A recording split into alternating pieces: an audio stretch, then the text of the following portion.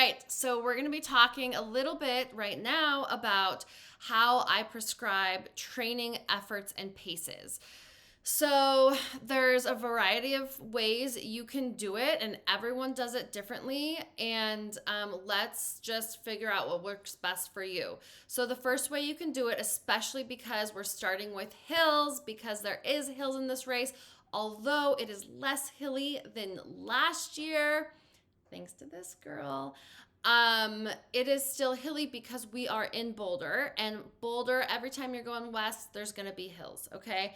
Um, so RPE, rate of perceived exertion. There is a table in your training pamphlet. So please take a look at that. It's a scale from 1 to 10, 10 being the hardest you could go for that effort. And we'll say 0 being the easiest you could go for that effort, okay? So, it does a really good job of explaining what those mean, so please take a look at that. The other ways I prescribe training might be as we get closer to your race, we need to be hitting goal race pace, all right? So it might be goal race pace. Make sure you know what that is.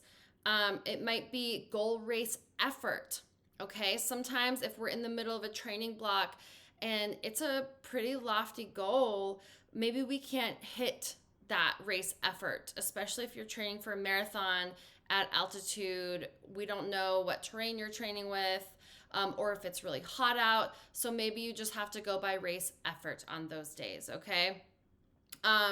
We might go by current race pace, all right? So we might go by, something you could do right now and not in 16 weeks.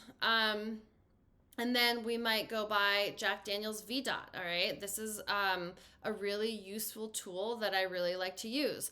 So I'm going to explain a little bit more of how to use that and how to find that. It's very simple. Please don't be intimidated by it. A lot of people are, but it's a really good reference. So I'm going to explain that now.